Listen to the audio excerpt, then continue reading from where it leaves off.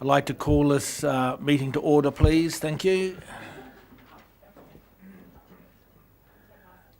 Roger, would you might do us the pleasure of opening the meeting for us, please?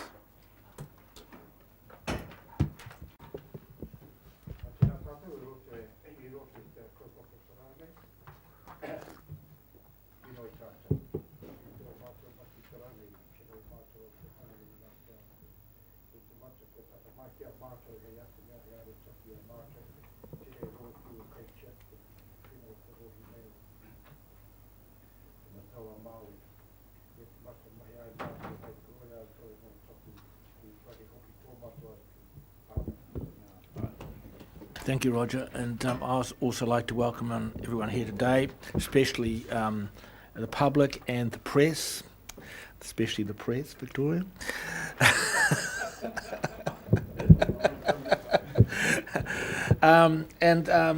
Do we have any notices?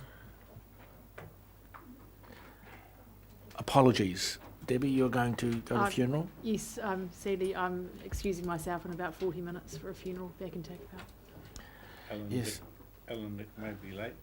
Alan Dick will be... Corona Brown thank you. might be late. And Debbie, could you just extend our condolences to the family that you're going to? I mean, pretty terrible young man. Youngish. Thank you. John Spears, if any of you know Yeah. him. Mike, are you going back down to a funeral? No. Takapau farmer, Yeah. deer farmer. Thank you. Peter. Chair, I've been asked to participate in an event at Napier Girls who are looking at coastal hazards on the Hawke's Bay coastline, and they wanted me to come along and be part of a panel discussion they're having. I'll have to leave here at about 12:10. That should be fine. Apologies, Peter. Do we have someone to move to accept the apologies? Councillor, all those in favour? All right. Thank you very much. Any conflict of interest that are not already recorded? None. Of course, we all have hundreds quietly stored away, but nature of a small community. But thank you very much. There are no conflict of interest that are otherwise not declared. Confirmation of the minutes of the previous meeting. Toro actually chaired the last meeting. Not me, but I'm going to take the minutes as read. Are there any notices of corrections to the minutes? I just have one. Yes. It should be Mana Ahiriri Trust and not Mana Ahiriri Incorporated. Okay, we will just correct that, and thanks for noting that. Any other corrections to the minutes? Therefore, do we have a mover that the minutes of the last meeting are correct? From Toro and Rani. No, we have a party here. Thank you very much. All, Who's the seconder? I'm sorry, I missed that. here, party hall. Oh, thank you. All, we have a mover and a seconder. All those in favour? Aye. Against? The minutes last meeting judges are correct. Got called. I'm actually interested. Are there any matters arising? This is a bit off gender, but any matters arising on those minutes that you want to put in general business? Oh, Just about the Waihi Dam things. so Waihi Dam. Yep. Any other? Well, so we actually are on item 4, business not on the agenda, but also matters that are arising from. Any other? I think I'd like to just Tom. Still taking evidence. Yes. Gisborne erosion control.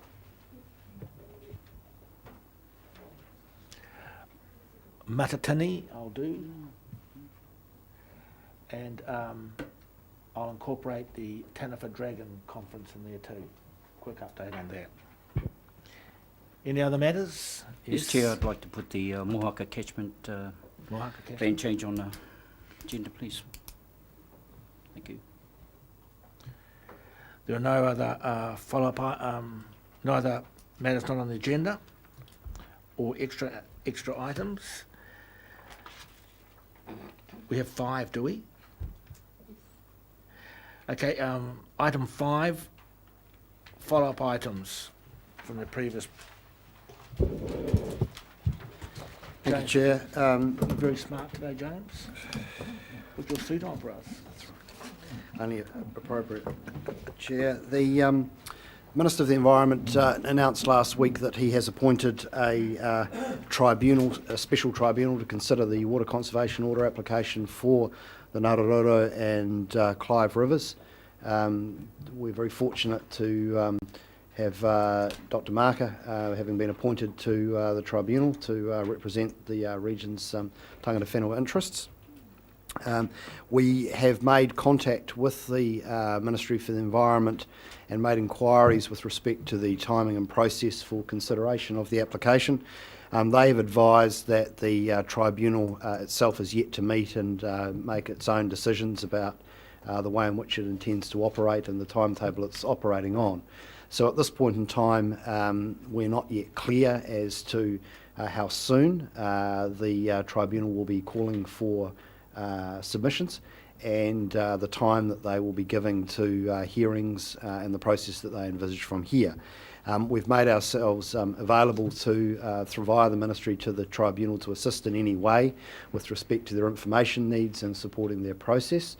It's likely that a small secretariat from the Environmental Protection Authority and the Ministry for the Environment will be assembled, and they may or may not take up our offer to act as an advisory capacity, if you like, for the tribunal. Late last year, the committee did agree in principle to an initial submission that was heavily focused on process issues. Once the tribunal itself has issued a memorandum in respect of the process, we'll have a clearer idea as to whether or not they simply want to engage parties in a discussion, first of all, on process before getting into the substance. They may choose to get into the substance sooner rather than later. In the meantime, we've got work going on across Council looking at the science around the application and the implications for water users in the surrounding area, and getting ourselves geared up to be wholly participants in the coming process. Tom, questions? James, who's Richard Fowler, the chairman? Who is that? I'm sorry, Councillor, I couldn't tell you. I haven't done due diligence on the members at this point in time. You're not familiar with who that is? No, I'm not, and we will be making inquiries and making sure we understand the skill sets and the nature of the tribunal shortly. James, I have a question. One of these person on the choir is well known to Peter Bevan and myself. He's in the fruit industry, so he'll be supportive of certain issues, I would imagine, around maintaining a presence in terms of horticulture. But my question is, have we really made it clear to the Minister that the implications of this whole process, that it's cutting across Tank, so it effectively is cutting across our community? So, Chair, last year we wrote to the Minister directly expressing substantive concerns about how this relates to the Tank process, and we advanced the view that Tank should be allowed to complete its deliberations and then the application be considered after that. I think it's fair to say that the Minister had some sympathy with that view, but he came under significant pressure late last year for having not advanced this application, which he had on his desk for the best part of 12 months. And so, as I understand, in relation to that pressure that he came under, he decided to appoint the tribunal. But now what is open to the tribunal and the council to discuss is whether or not they wish to adopt a process that would allow the Tank Group to work through its various issues. And one way that could happen would be to, say, focus on the upper reaches of the river upstream of Whanawhana, for example, and focus on that first and foremost through the tribunal process, while Tank does its work on the lower reaches, and then Tank makes some recommendations to the tribunal. That would certainly be a preferable way forward for us. But that's very much, the Minister's not able to direct the tribunal in this regard, and this will very much come down to the tribunal itself agreeing that that's a sensible way forward. So we'll be making those representations, and we'll be certainly hoping that we can align the two processes as well as we can. Just a follow-up question, does that mean we have the opportunity, now that the panel's been appointed, to actually address them directly on that proposition? So, in a sense, we don't. What we can do is work through the Secretariat, which is the Ministry for the Environment and the Environmental Protection Authority, and express those views, and that's precisely what we're doing at the moment. In the event the tribunal issues a memorandum or a notice, if you like, around process issues, that would then be the time for us to make a formal representation. And we would certainly come back to this table for guidance on the nature of any submission along those lines. If I could just ask one other question, and this relates to Roger's participation, does that mean we need to take any extra steps here with the potential for conflict for Roger sitting at this table? My advice to you would be that Dr. Marker would need to abstain himself from any decisions at this table in relation to our submissions on the WCO. So yes, I think that would be appropriate at the point that we come to preparing some advice and having it considered at this table. On that matter, just before we take the questions, Roger, I think you should register a conflict of interest at the beginning of the meeting. Yeah, well, I wasn't sure whether it was official or not. Well, it's in the. It's in the So, Well, when you called for it a few minutes ago. yeah, you went. Yeah. It was read by James. I didn't know. It's So in the just- agenda. Because But we haven't been told ourselves. Chair, can I just We just received an email saying, let's go through the processes. Can I just acknowledge that our telephone conversation with the Ministry for the Environment yesterday revealed the fact that the Minister had issued a press release naming you before he had signed out his letters to you actually appointing you. in any event, we will, just for safety's sake, we will register. Thank you, Councillor Barker. Could just come on to the conflict of interest matter. Managing conflict of interest doesn't begin and end at participating in the decision-making process. If there's a conflict of interest, then the person has to be completely separated from everything related to it. All emails, all correspondence, everything.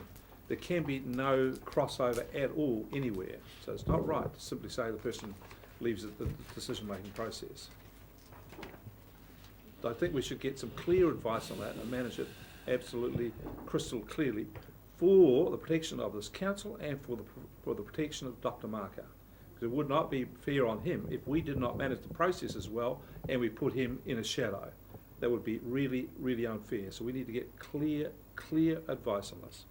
Councillor, I concur with that. We have retained the services of a solicitor who is expert in WCO matters, and so we'll put that question to him, because one of the things we've asked him to look at is the role of regional councils being in any advocacy position, if you like, through these processes. So it seems to me that that is a related matter in some respects, and so we'll get some legal advice from him on that question. Is he expert on it?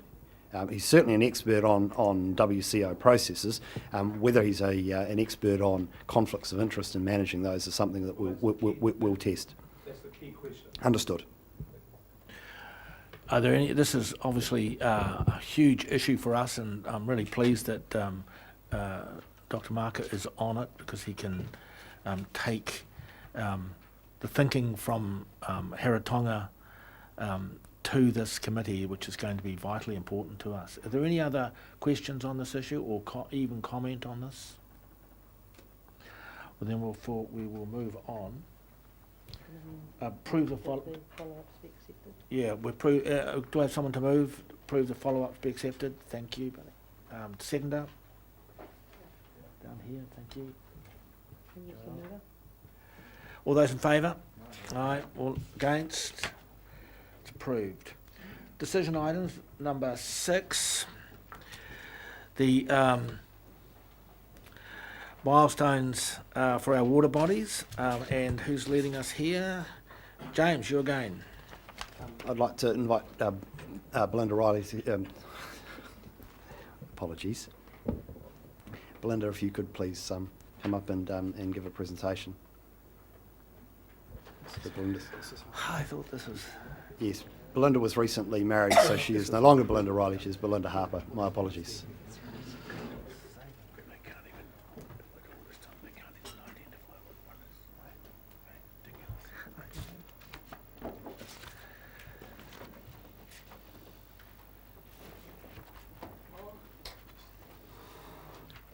Hi everyone.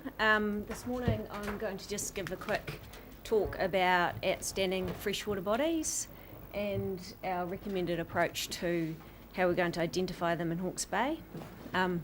Probably the best way is to take questions on the way through, so if anyone has any, just let me know.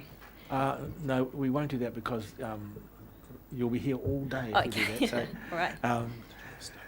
hard enough to control politicians anyway, let alone burst in any old time. So you finish and then we'll take some questions. Okay. All right, so what we will cover today is basically I'm going to give a bit of background about outstanding freshwater bodies, what the National Policy Statement for Freshwater Management actually says and what work we've been doing in the past, and then I'll talk about our recommended approach. Just hit escape. Once I get this up and running. Now use the arrows. And there's the arrows. Okay, so first a bit of background. What exactly has been done in the past? A lot has been done in the past. These are just some of the few key documents that have been produced by governments over the last 40 years. There's a lot more behind this as well, but as you can see, it's been quite a big issue for a long time, and despite this, there's never been an accepted list of outstanding freshwater bodies in New Zealand, and there's still no clear criteria or thresholds around how to identify them. So the latest attempt to identify outstanding freshwater bodies was in the National Policy Statement for Freshwater Management. And that basically, it's clear and unclear. It's got some quite clear provisions which say that regional councils must protect the significant values of outstanding water bodies. We must identify outstanding freshwater bodies in our RPS or regional plan before protecting their significant values. And it must include either ecological, landscape, recreational or spiritual. However, what we don't know is when a value is outstanding, so it could be at a local, regional, national level, whether consumptive use values such as irrigation, electricity generation should be included as an outstanding value, or that should be dealt with separately. We also don't know how many outstanding freshwater bodies should be identified in New Zealand. It also it's not clear on the relationship between WCOs and outstanding freshwater bodies.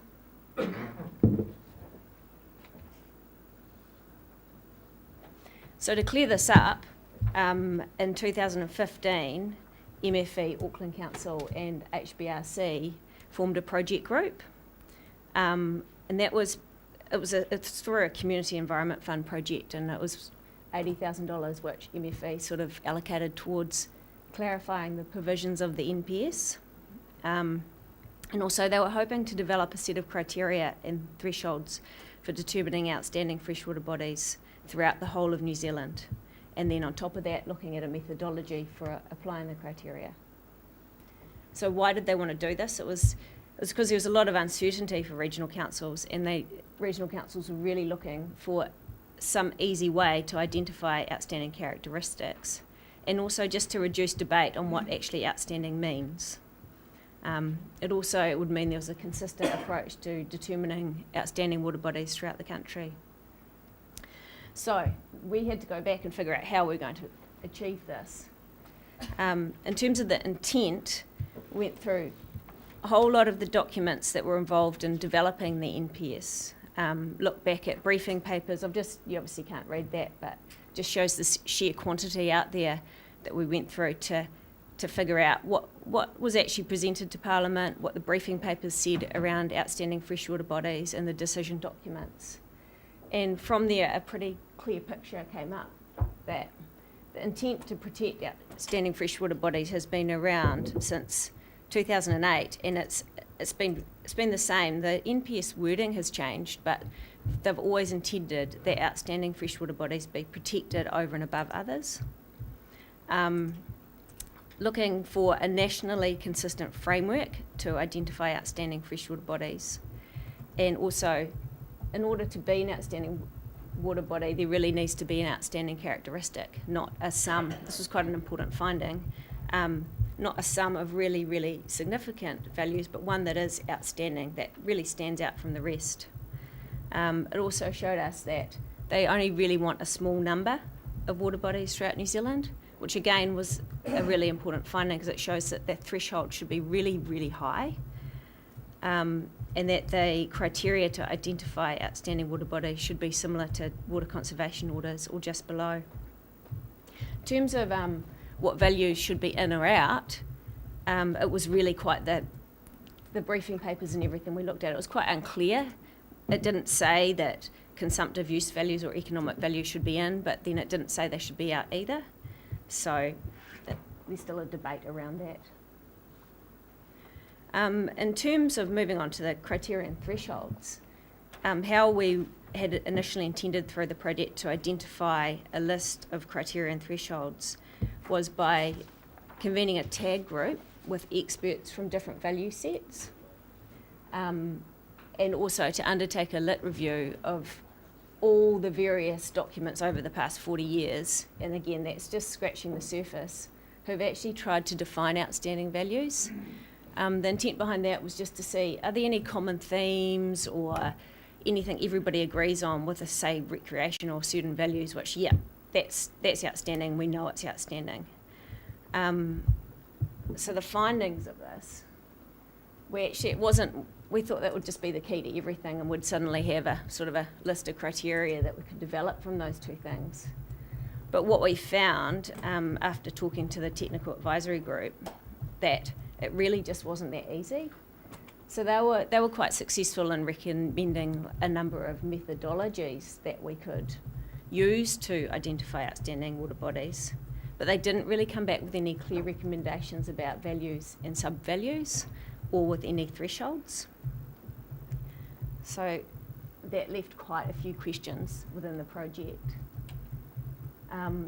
So we carried on with the lit review too, and that had a few more findings, and it basically showed us that it was very unclear in the documents that haven't been through a robust legal process such as WCOs. It's because of the definition of outstanding that different people use. There's no common themes. It could create quite a good base to further the project, but there's nothing that just immediately jumps out.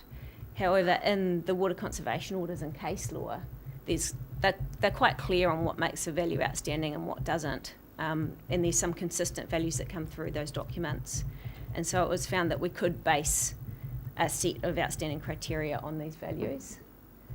What else? So, and international literature. We figured that we could fill some of the gaps in the project with international literature such as Ramsar, which New Zealand is part of, which identifies, for those of you who don't know, wetlands of international importance. You could import the criteria from that and it would be relevant to the project. So moving on to the overall findings.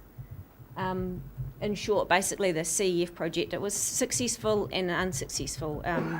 It successfully made some conclusions about the intent of the NPS, which is really important because it shows us where we pitch outstanding values, which is really, really high. But it was ultimately unsuccessful in creating a full range of criteria and thresholds. Also clear came through the project was outstanding and significant are different. Outstanding is really, really high and significant is really important, but it's just not that jump to outstanding. So essentially explaining that any outstanding value will always be significant, but just because a value is significant doesn't mean that it will be outstanding.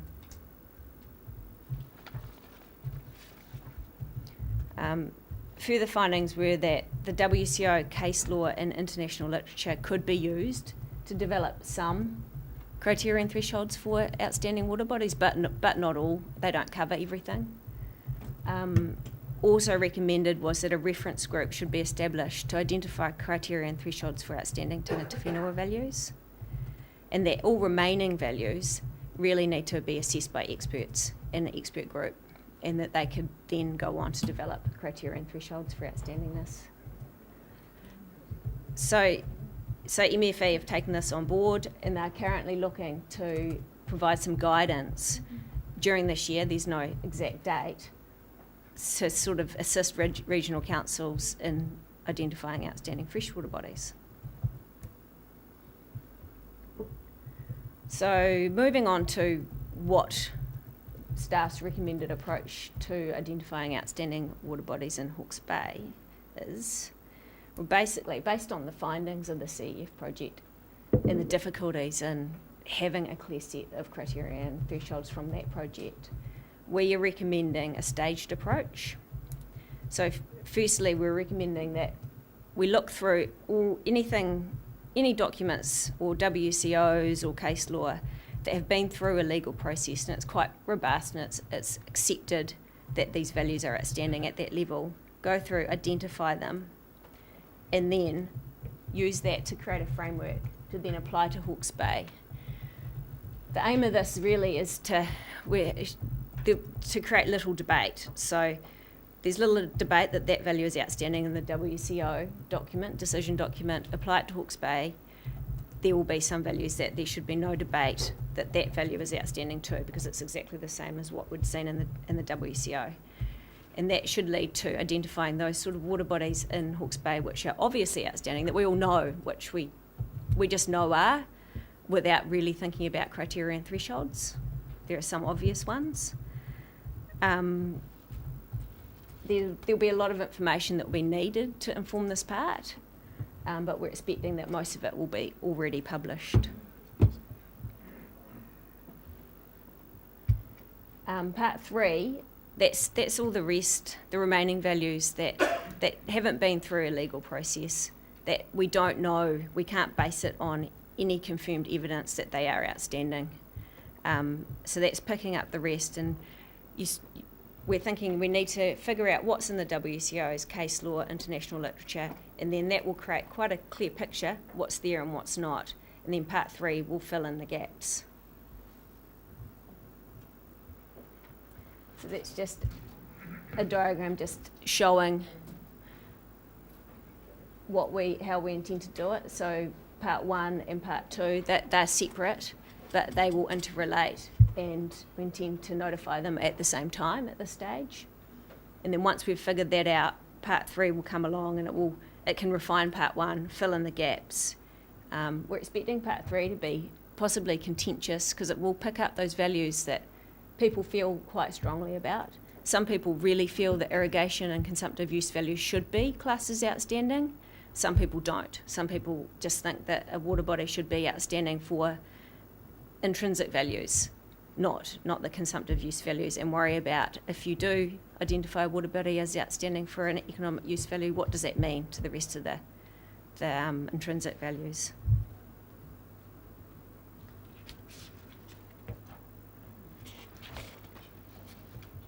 So moving on to the timing, really the push behind the current timing is change 5 to the RRMP. So this has a specific requirement in it, which requires the notification of this or an outstanding freshwater plan change prior to any further notification of any catchment-based management plan changes. So the Mohuka is exempt from this, and that is, the decision was made because the Mohuka currently has a water conservation order on it. So it's thought that during that process, they will be able to adequately take into account those outstanding values, because the water conservation order sets them out, whereas the other ones don't, and so it needs a framework or an outstanding freshwater body plan change to take place prior to those happening. So just to be clear, that means that Tank cannot be notified until an outstanding freshwater body plan change has been notified.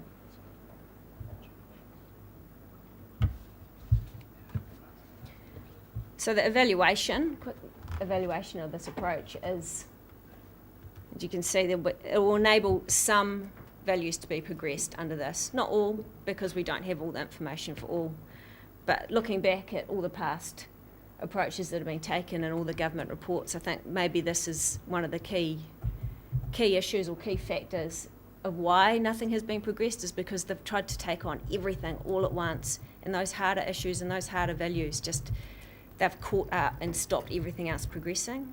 So we've got some clear criteria and thresholds in these WCOs, so why not progress them now and then have the debate later? Better to have some than none. So that will allow us to progress something. This plan won't hold up the notification of tank, and it ensures that the borderline outstanding freshwater bodies can be considered on a case-by-case basis as part of Part 3. So those that don't clearly align with the WCO value, but that they still may be outstanding, but that can be assessed later on and discussed in your Part 3. Also, the MFE guidance is likely to be out by the time we get to Part 3, which will hopefully clearly direct us on how to deal with those other values. Should they be in, should they be out? If they are in, how we deal with them. Timing, so we're looking at public notification by December 2017, and then hearings and decisions mid next year.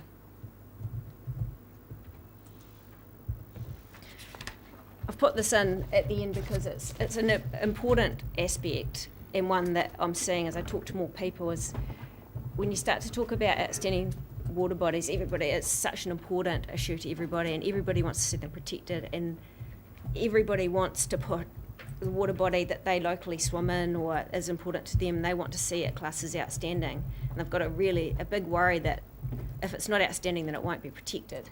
And just really put this slide up to show that it will be protected and it is important. It's just the outstanding water bodies are those ones, those few, those very, very special few that we want to protect. And we want them to have a special kind of protection. If we have a whole lot, then they'll probably water down the protection because people won't see them as important. But if you've got that top few, then you will manage them and you'll manage to protect their significant values. So throughout this whole plan change, I want to reiterate to people that will be happening. And then basically onto the recommendation. Thank you, Belinda. Right, there'll be a few questions here. We might start going around the table. The last one. First, Debbie. Thank you, and apologies once again for sneaking away. Question and then comment after. Okay.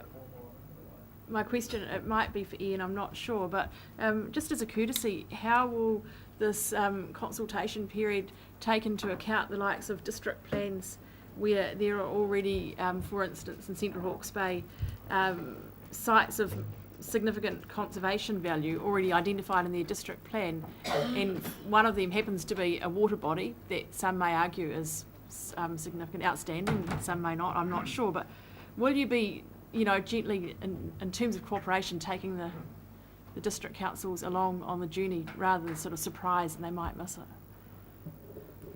it? They will be involved. They will.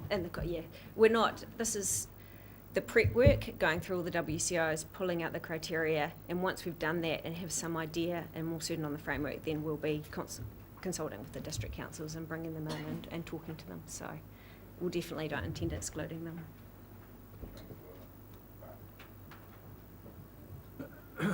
I want to put my black hat on and be the skeptic. As I listened to when you go through this, we had these qualities are in, these were unsure about this, testing that. It seemed to me at the end of this was simply a matter of judgment. It's judgment. So my question to you is, are we making this unnecessarily complicated to exercise judgment?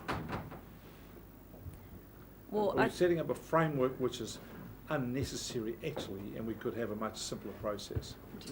I might comment on that.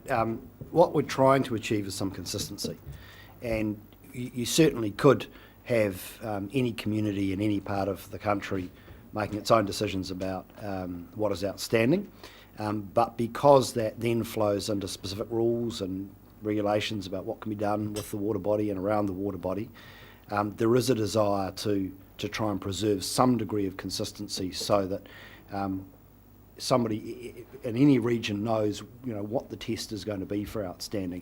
There will still be, as you say, judgment, and at this table there will be decisions taken in the fullness of time about whether some water body is going to meet the threshold or not. And we fully anticipate, particularly with the second stage of this, bringing forward a whole bunch of ambiguous questions, if you like, around some of our water bodies that will be on the margins. And it will be for this table rightly to express the views of the community and make those calls. But what we're trying to do is provide some kind of framework so you can compare apples and oranges across the region, and it's not all just done on you know, people's kind of sentiment, and it is based on some criteria that includes things like ecological analysis, you know, the diversity of the species that are there, its current state versus its historic state, those sorts of things, so that you've got something to work with. Because I suggest if we throw, you know, all of the water bodies on the table for this group to try and work through and make a determination of what's outstanding, that it will likely become incredibly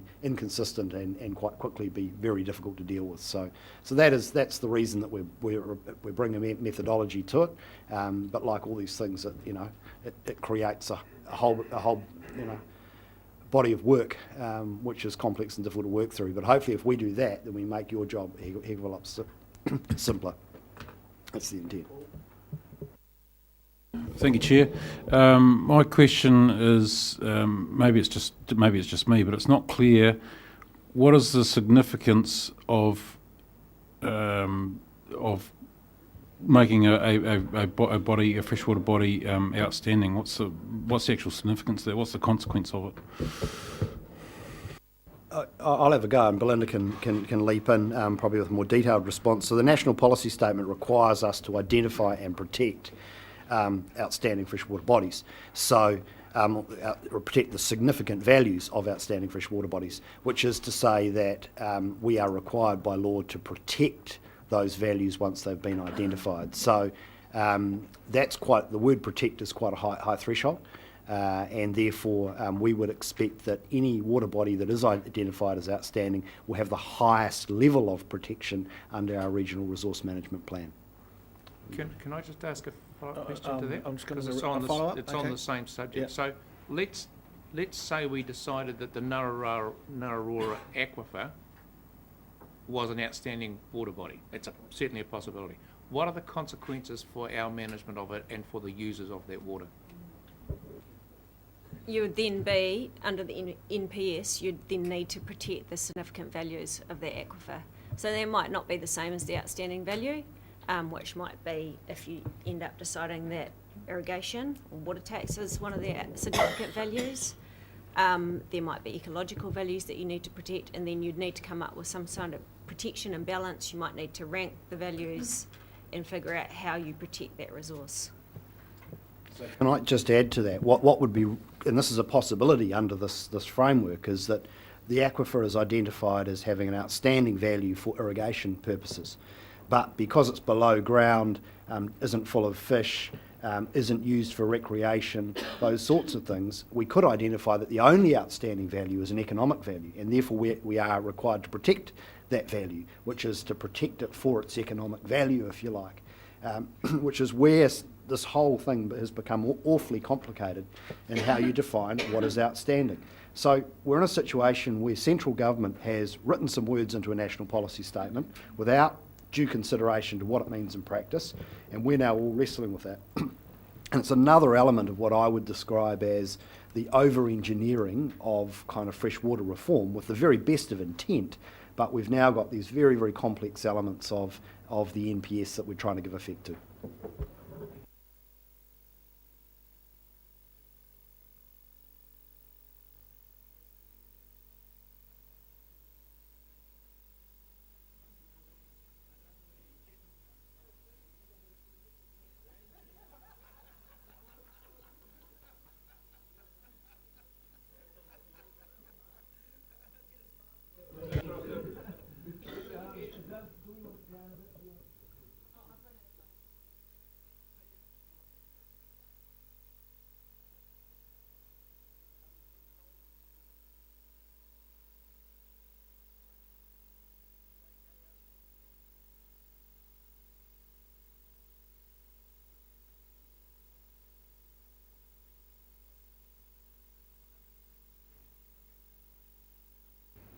I guess I have a multi-part question.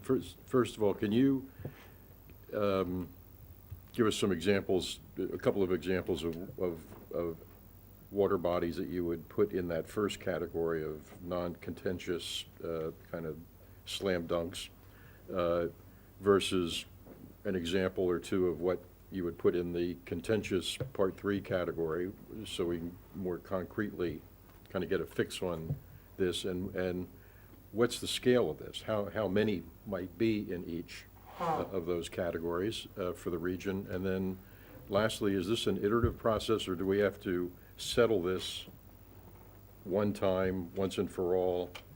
That's it? It's in concrete from that point on? Is that the way it works? Okay. I see those sort of obviously outstanding water bodies, which I term Lake Waikaremoana, Mohaka River. I don't think there'd be many people to say that they wouldn't. There might be some borderline ones, such as Lake Tutera, which need further information. We don't know currently. It's obviously not great, but it may have some outstanding ecological values. Your next question is, yes, I do see it being an iterative process with Part 3. See, Part 1 and Part 2, fairly defined. We're basing it on quite high levels of outstandingness. We might decide at Part 3 that it is too high and there's not enough outstanding water bodies. What I meant by iterative is, once you've gone through the process once, Part 1, 2, and 3, is that it? Not, For the region, or it can. 5 years from now, can we decide, well, You could change we it. really want to elevate this Yep. one? Regional plans come up for review every 10 years, and this is no different. So it actually doesn't So, provide any certainty. At the end of the day, as Councilor Parker said, you go through all this process, you come to a set of conclusions in a year or so, and then 3 years from now, you decide, no, we didn't need Lake Waikaremoana after all, and change direction. Perhaps I could comment that this is partly the intent of water conservation orders, that they endure above and beyond regional resource management plan cycles. So the WCO is the instrument for kind of locking something in perpetuity. I would note that I think the politics of removing an outstanding status on a water body would be fraught. And I think there's a precedent-setting thing here. So while we must review this over time, we also need to be mindful that when we set it the first time, we will be setting a precedent, and will be setting expectations that will be very hard to resolve from. So you didn't answer the scale. How many of these things are there? well, that was one. There's the NPS, or everything we've found out about the NPS and the intent uses a small number. There's obviously thousands and thousands of water bodies. What is a small number? It just comes down to, I'd imagine 3 to 5 really, really high level, exceptional ones, those water bodies that stand out from the rest. Somewhere like West Coast may have more. Until we do this analysis, I can't actually tell you. But once we get to, if we got above 5, we may look at refining the process to make it less, because we don't want too many, because I think you end up finding that you actually downgrade the status and the importance of them if we have too many.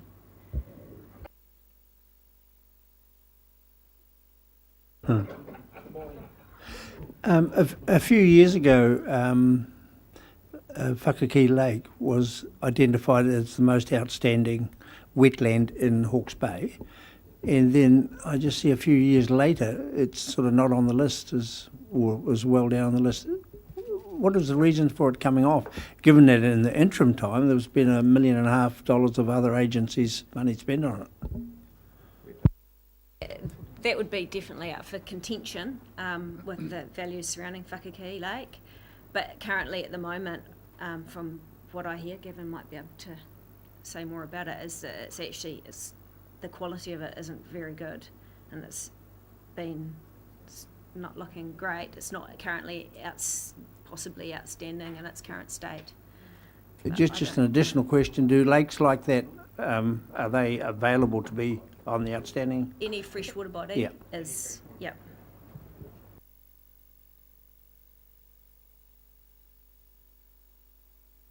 Thank you, Mr. Chair. I just want to follow on from Councillor Barker's black hat approach and ask this question. How much have we paid already to do this examination, and how much are you anticipating paying to go right through this process? And it's in line with James's comment that, you know, are we overthinking this, over-engineering it, and could we simply decide here and now, probably in 10 minutes, what ones we want, and then designate them as an alternative to spending zillions on it to find out something we probably already know. Hopefully Gavin will know the numbers off the top of his head. Well, obviously, we have had a significant amount of funding from the Ministry for the Environment through the Community Environment Fund for the work to date, and we have budgeted the plan change. And off the top of my head, can you recall? I don't have the numbers off the top of my head either, but yeah, I was going to make the same remark that James has made. But we did, for the first part of the presentation that Belinda spoke about, that Community Environment Fund project, 80,000 contribution from Ministry for the Environment, Auckland Council chipped in a further 5,000, and for that particular phase of the project, the Hawke's Bay Regional Council also chipped in. I think it ended up being about $8,000 by the time we topped up a little bit for some legal advice along the way.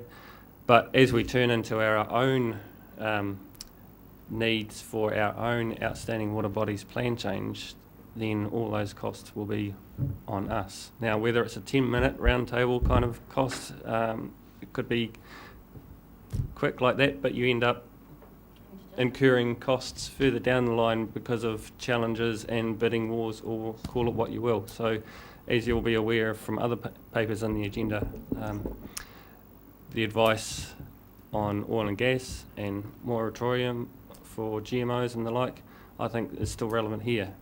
Whatever your plan change topic project is, it needs to be well founded in evidence, and how much that evidence and rigour cost to prepare will vary.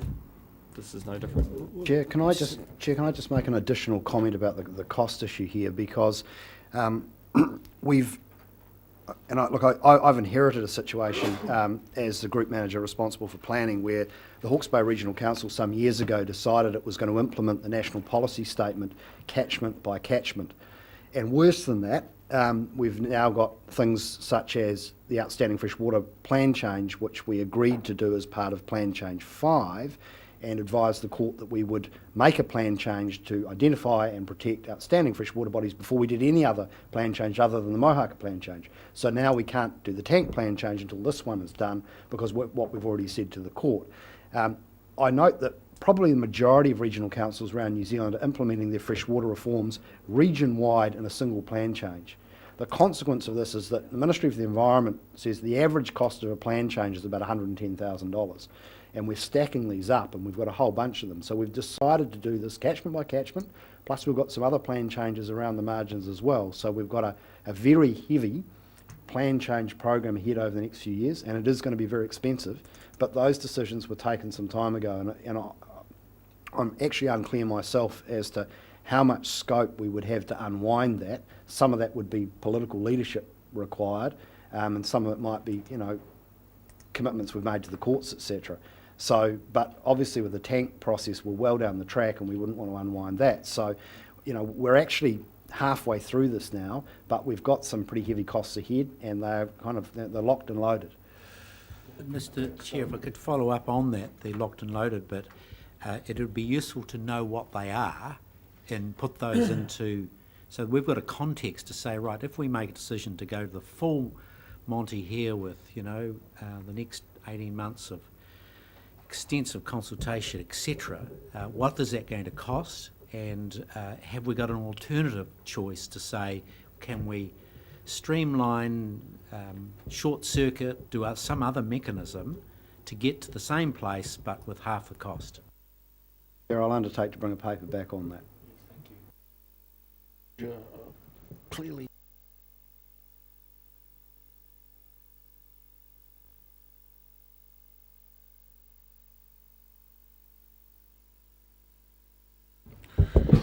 Yeah, we're meant to be good governors of our region, and I'm concerned that we sometimes react to a lot of nonsense, and this is what this appears to be to me. I would prefer that if we are going to be spending money, we spend it on water bodies in crisis, not buying paint to paint over rotten boards.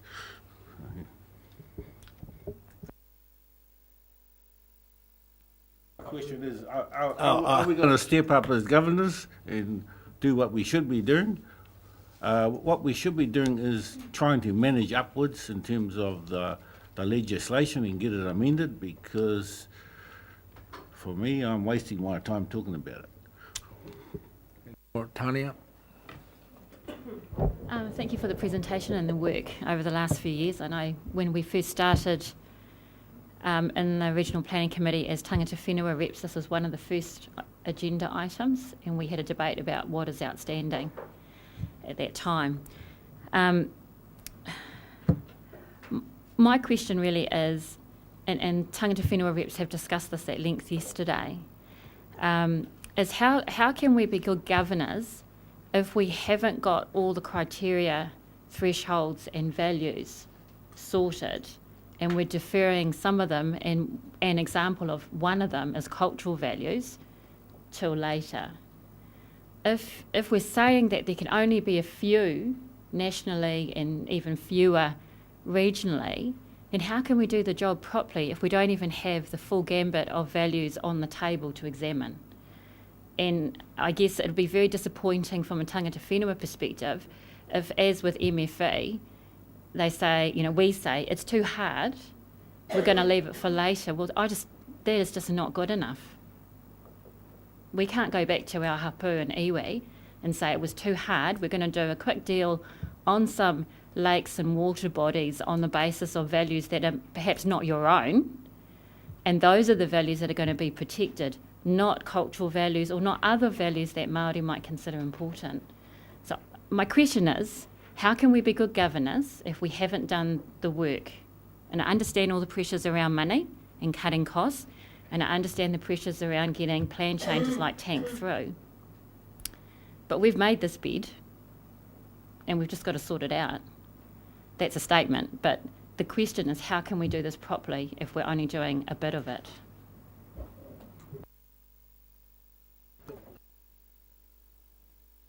I was just going to say, well, we're still doing the full package. It's just we're staging it, and it's trying to get some recognised as outstanding, those easy ones first, to take them off the table and not get them held up, not get the protection of them stopped for 3 or 4 years, because there's still conversations happening around those other values. So I'll make an observation which I think will hopefully characterise the nature of the challenge. So Ngāti Hori at Kaupatiki Marae have obviously joined party to the Water Conservation Order because in their view the Clive River is of great cultural significance, and there's no question about it being of great cultural significance to them. This goes to the test of outstandingness at a national scale and the risk of watering down, because I suspect that most marae around the region will have a view that there is a proximal water body to their marae that is of great cultural significance to them. And the difficulty we're then in is deciding which of those are outstanding and those which are significant, regionally significant, because this is about a tier above what's regionally significant to what is nationally outstanding, effectively. And I just don't know how we navigate that unless tangata whenua in the region believe that collectively they could agree between them that there are water bodies which are nationally outstanding from a cultural perspective, and there are many which are merely significant to proximal hapu or iwi. And I don't know the answer to that question. Perhaps you could provide some guidance. Do you want to comment now, or is it another question? I can go up at the end and make it sound like a question. I know that's what you're going to do, so go off you go. Don't worry, I'll get a question in there if I have to have a question. The point is process. We haven't had the conversation. We raised the question about what is outstanding several years ago. This went off into a huddle with MFA and had discussions and doing good work, but by all intents, with all the best intents, still didn't produce the goods, which is what we're acknowledging. My point is, we haven't even had a discussion about whether we can do those things. And so I reiterate, I don't think it's appropriate to rush identifying water bodies as being outstanding and protecting outstanding values, can't remember the exact wording, when we're not actually looking at the full gambit of values. And we might be protecting outstanding values for of particular importance to one group, but we haven't assessed the outstanding values of Māori, for example. So we haven't had the conversation, and I just don't think it's good enough to be saying, oh, well, we're going to have to leave it for much later when MFE sorts it out, if they ever sort it out. They've already had years to sort it out. This is regionally important for us.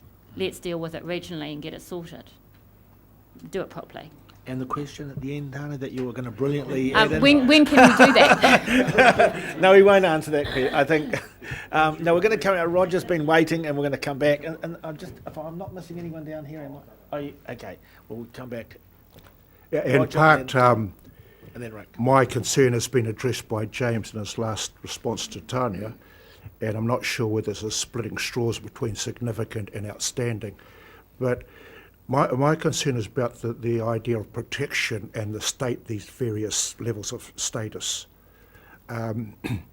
If I think of the water bodies in Tamatea at home, the lakes that we have would never get past the hallmark of outstanding.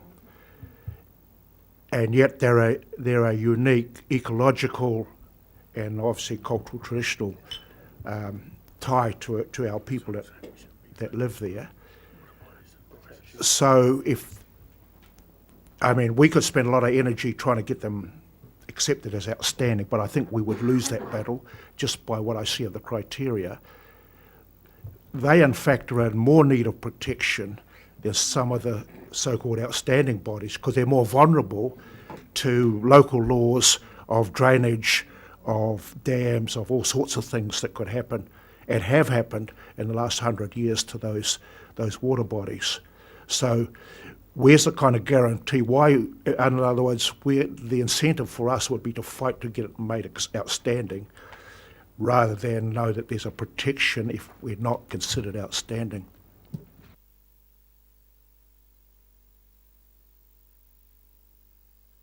To quickly say that this goes back to Belinda's point that just because something isn't deemed outstanding doesn't mean that it doesn't warrant significant levels of protection that we do through the rest of the planning framework. So this is sort of the difficulty in having a narrow discussion around this specific thing when there's a bigger picture. Given what Roger just said, I'm now a little unclear as to whether at the end of the process that you're proposing, do we have to be able to win approval outside of this community as to what we have selected as outstanding water bodies? Does somebody outside of Hawke's Bay ultimately say, no, you, so we are determining this for ourselves, first of all, okay? So would it not be helpful if this committee gave earlier guidance as to what values we actually thought? So as a governance issue, for example, what's been raised here is, should economic considerations be part of defining a nationally outstanding water body? This group could say no, right? We could say it today.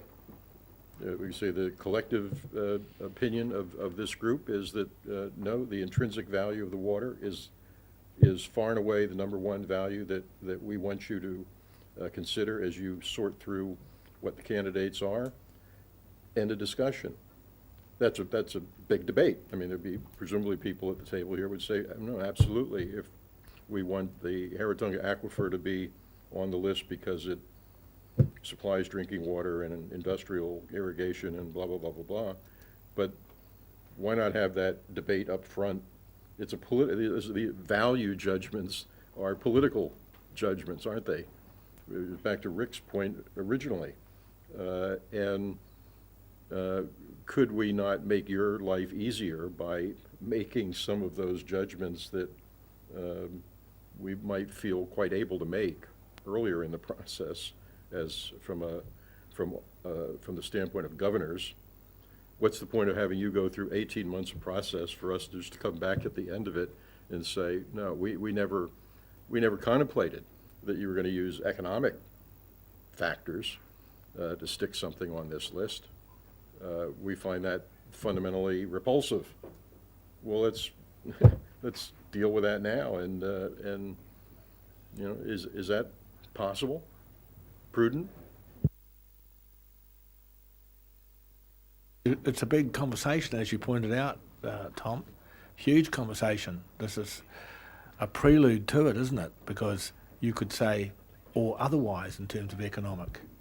Yeah, there's two ways up there. I don't think, do you want to answer that question, James, or do you want Well, look, I guess we had anticipated bringing those questions back for you to provide us with guidance with on stage 3. So we recognise that some of this should be relatively straightforward. Some of this is very, very difficult. The proposal was to get on and do the straightforward stuff and then come back to the difficult stuff in the fullness of time. You're suggesting that maybe we just deal with the difficult stuff up front and short-circuit the process, and we could bring back further advice on doing it that way if you prefer.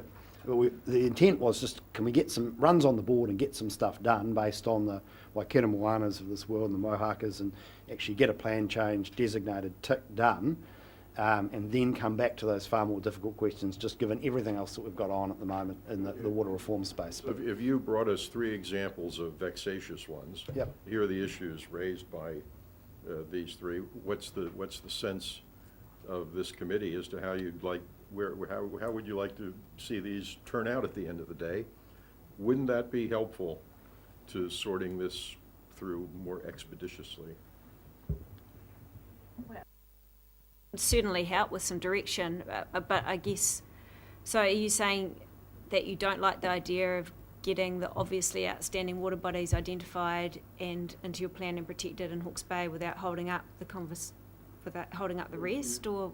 I guess you could do that too, but where the rubber's going to meet the road, presumably, is on the last 3, or the 3 that didn't make the list, and that presumably is going to be because there was a contest of whether there was sufficient value or the right mix of values or whatever, and you know, why not just Well, I get guess to that point quicker? going back a step, that is a significant amount of work. So, and in these timeframes, it probably won't get done before the notification of TANC. TANC's really driving this in terms of we need to get an outstanding freshwater body plan change notified. We could certainly try and get something together to represent. So best endeavours, just to put it in context, you know, Belinda is our sole resource on this, and this is one of 4 or 5 areas of policy work that she's working on across other planning areas as well. So, and Belinda's part-time as well, so we're talking about part of a part-time work on this set of issues. I'm not diminishing how important it is, but it's just put in the context of everything else we're doing in freshwater reform at the moment.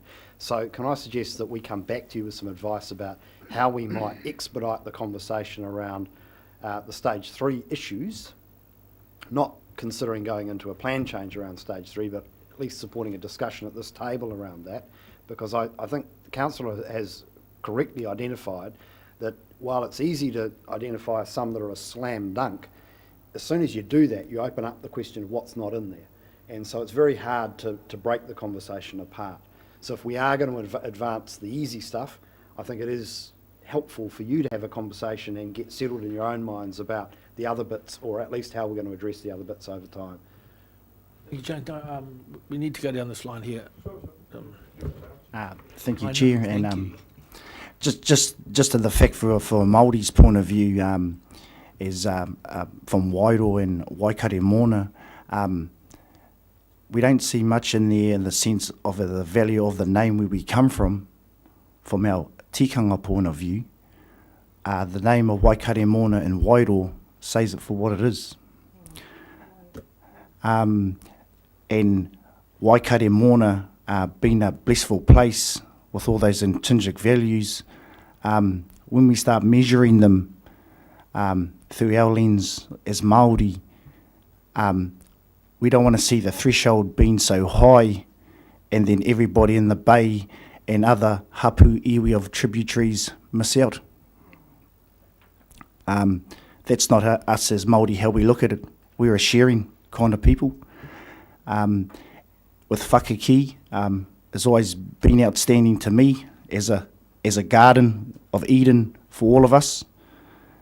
And Waikato Mona being the sanctuary point where public, iwi and everybody brings them together to look after that place.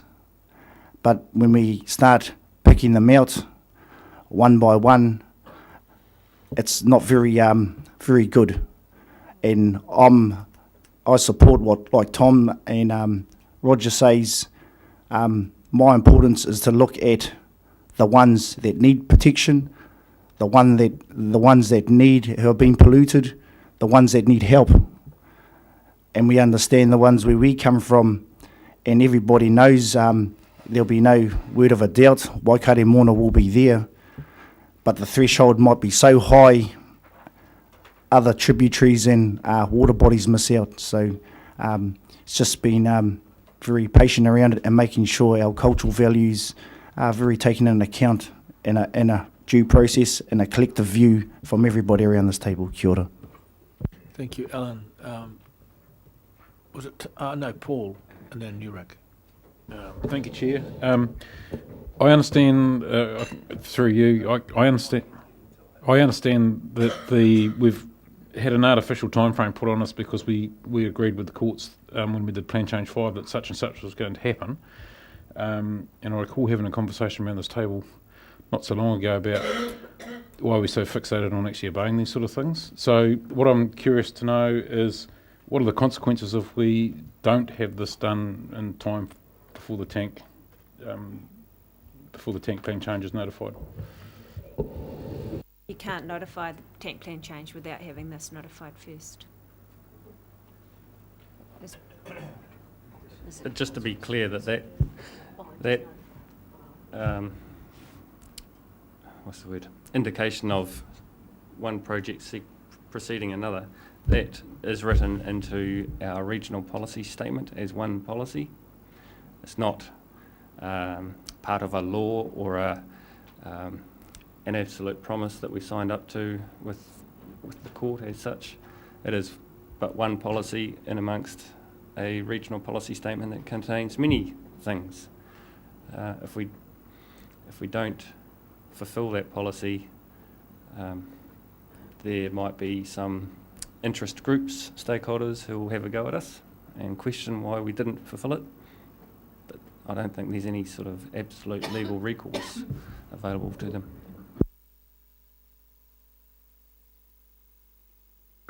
Yes, I've got two questions here. First is to come back to the question we talked about, the proposal about the underlying aquifer in Heretaunga. And what it was, James said, well, if we looked at that, then probably it would be an economic factor we would go to protect. My question is, what would this proposal change about our behaviour now as opposed to when this came in? And then the next question is there shades of protection in here? Because that's what it seems to be trying to say. So if we have the Heretaunga Aquifer Day, surely this council would be there to protect its underlying economic values, all the rest of it.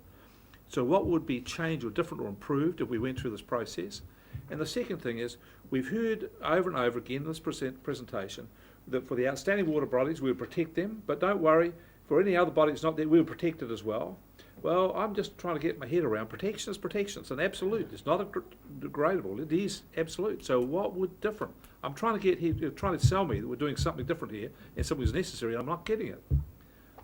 Just like the steak knives on late night TV. So the National Policy Statement doesn't provide any further information or any guidance as to what you do next once you have identified and protected, and the level of protection is not specified. So in practical terms, it's likely with respect to the Heretaunga Aquifer that all of the other values which are identified around that resource and all of the controls that come through the tank process will protect it to the extent that this designation or designating it would in any event. which is to say that it doesn't necessarily lead to any additional practical level of protection. It is an element of the national policy statement that we are required to fulfil. And I go back to my earlier comments around the NPS, which has got laudable words in it, but is creating all of these additional processes. Now, had we said that we would do this as part of the tank plan change, so we would just in doing the tank plan change identify the outstanding freshwater bodies in that catchment area and roll it into that process, then we wouldn't even be having this conversation. We'd just be doing it catchment by catchment, and that would be an easier way to go. But for good or ill, we did agree in the Plan Change 5 process to do a separate standalone plan change. Mr. Chair. What's up with that Yep. question about the levels of protection? Protection is protection. Tell me how it's any different. Well, I don't agree with you, Councillor, that protection is an absolute. Protection implies a high level of management, if you like, to avoid degradation, but we're required by the MPS to maintain or improve the quality of all water bodies. So this is all about words, and it's all about semantics. And the thing that's striking me about this conversation is that you've got a document that's based on nothing but words and narrative. It's called a policy statement, a national policy statement.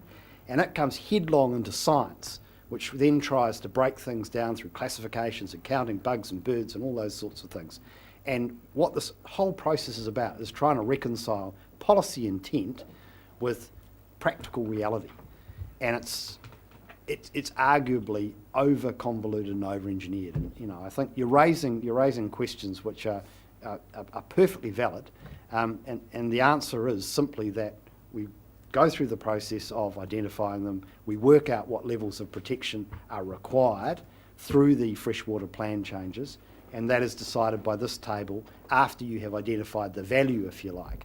So it's a stepwise process. You're identifying the value, you're saying it's outstanding, then you're going to make some decisions at this table about whether or not in the upper reaches of the Mohaka you're going to place greater controls on the dairy farming that's going on up there to protect that. That is the next step, if you like. But because we've broken it down, that part will be done through the Mohaka plan change, having already in the previous plan change identified that the Mohaka is outstanding. And you can argue, why didn't we do them all in one? And I'm asking myself the same question. But it's look, as I said, it's what I inherited. So, previous decisions, and I suspect it's got quite a lot to do with Plan Change 6. Just sitting here listening to all this, I'd have to say this has been an interesting but completely unproductive conversation, and we've got two completely diverse ways of looking at this. There are people like Rick and Neil who are saying, hey, we can decide this in 5 minutes, and what the hell are we going to all this trouble for? And then we've got people like Tanya who are saying, we need a process and we need methods for evaluating outstanding and all the rest of it, so that's going to take a long time. And then we've got Tank sitting as the sort of the elephant in the room that we have to get on with and be able to notify. So can I just understand what the process is here, what the process might look like in order that Tank doesn't get held up? And you're saying that we have to notify this plan change in relation to outstanding water bodies before we can go with Tank. Is it possible? Yep. Is it possible for us to agree around this table today that, for instance, Karamāwana is an outstanding water body, notify that with the rest to come, or is that not possible?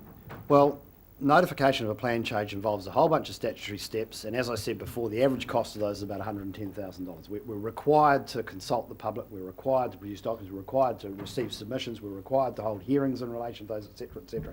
So our advice to you would be, don't just do it for Waikaremoana. If you're going to do it, you should do it for the region to limit the cost of all of that.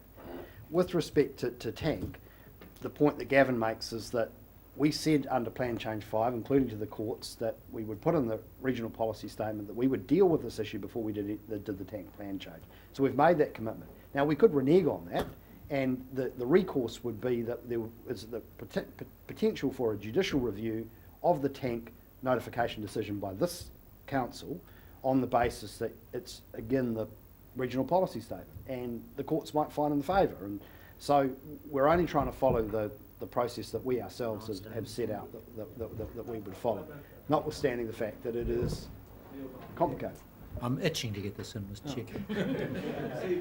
Mr. Chair, I wonder, and you can answer this question, what if we just said there are no outstanding water bodies, full stop, we notify that, knowing full well what we mean, that every one of them is outstanding. I mean, what this is doing, it's an intellectual academic exercise which cuts right across everything we're doing. It absolutely cuts across our whole cultural Māori perspectives when you think about it. I mean, if you put one in and one out, and they are outstanding locally. So can you answer the question, what have we said where we do not have a particular outstanding body, notify that, end of story? So look, there'd be no point in notifying a plan change So therefore, our advice would be to you, if your position was that there are no outstanding freshwater bodies in the region, that we do nothing, and we just proceed on, notwithstanding the regional policy statement saying that we were going to go through due process. Because if we put up an MPS saying, if we put up a plan change saying there are no outstanding freshwater bodies in the region, that itself will get litigated for sure. And all we're going to do is spend money on lawyers and court time and the rest. So the more sensible thing to do is to go through the process that we've said we would do. But look, there have been some very legitimate issues raised about whether or not we can do the easy stuff in the absence of having a conversation about the hard stuff. I think we need to come back to you on the hard stuff, particularly in terms of the cultural values, but possibly also the economic values as well, and see at your next meeting whether you can have a conversation about whether you want to provide some guidance on that, narrow that down, and it might be that the stage 3 can actually just be lopped off and we get on and do stage 1 and 2. I think we could just, this is obviously a topic that is immensely important to everybody because it does quantify what's outstanding and what's not. And I think that Tani made a very good point. You know, you have to look at the cultural thing alongside this. This is a great work that you've done here. How do you want to handle it now, James? Because we clearly can't push this. We can't agree with this, right, as the way it is. So, look, I don't think there's agreement in the room to proceed with the supporting in principle the approach that had been recommended. So I think we need to come back to you with some further advice about how to deal with those issues that had been proposed for parking to stage 3. Because I think in the absence of those being addressed, you're not going to be comfortable with progressing with stages 1 and 2. And we'll also come back with some advice on the implications of taking a longer track with this and getting Tank notified in the meantime. Because I think is that possible? That's the issue. Well, as I say, it's again our policy position at the moment, and there it leaves us open to judicial review. But you might decide you want to run the gauntlet on that, and just take it on the chin if it happens. And that's over to you to run that risk if you wish. But who would judicially review us? I'm finding just about everyone in the region wants to litigate us on some point of fishery reform at the moment. So look, it could be, but it would be worth us having conversations with parties such as Ngāti Kahungunu Iwi Incorporated, who were very active in Plan Change 5, and see whether we can get agreement around this notion that if we do take a bit longer so that we can deal with the cultural issues adequately, but we keep Tank on track, they may well come to some comfort on that. Same with Forest and Bird. Yeah, and I think we need to work, that's the angle we need to work. Yep. So I propose that we do leave this on the table to go through that process that James has outlined there. Do I have a seconder for that? Seconder? Although Paul did. All those. Is there any further comment? I don't think we have further. Just a question. Yeah. Is there a way we could amend either policy 5, the plan change 5 or 6?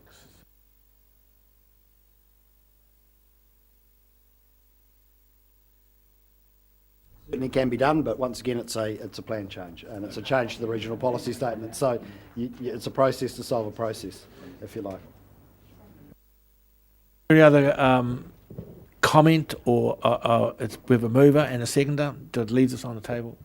Just if we could bring the dollars involved, a bit of an outline of the dollars involved. As well, the next paper. Yeah, I think that's right. All those in favour?